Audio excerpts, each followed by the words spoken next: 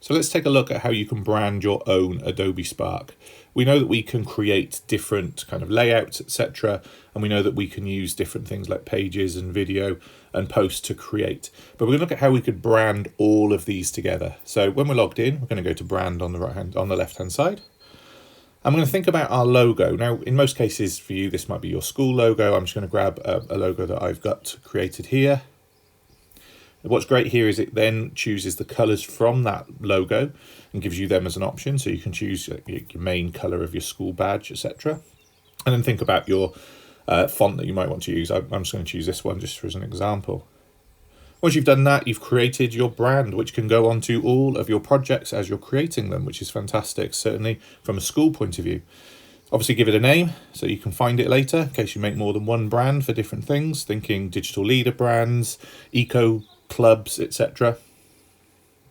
And then once that's created, we can then start to think about what else do we want to add. Now, in most cases, if it was an eco club, you may have an eco club logo as well. So you can create that and add that in as a secondary logo into your branding, just like this. And then obviously think about, potentially other colors that you might want to use as well. I know that in my logo, it's pretty plain in terms of the colors, but I might want to think about, leveling some colors, having something that might be a little bit lighter because it helps with contrast, etc. Depending on where you might use it later on down the line. Getting it all organized at this point might be really, really useful. So I'm just going to find like a slightly lighter color yellow that I might be able to use to contrast with the darker yellow.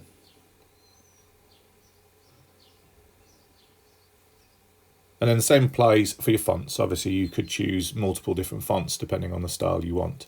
So once that's created, you can then go into your projects itself. I'm just going to choose a poster here that I might want to add a design to.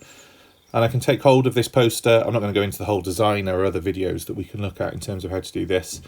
But when we've created that, we can then find our brand, locate that on the screen, and then we can add that really, really easily to all of our work, placing it to make sure everything is in line. So rather than having to upload each individual one, we know that they're all stored there and we can use those as templates to brand all of our work. So there we go, nice and simple, how to create your own brand.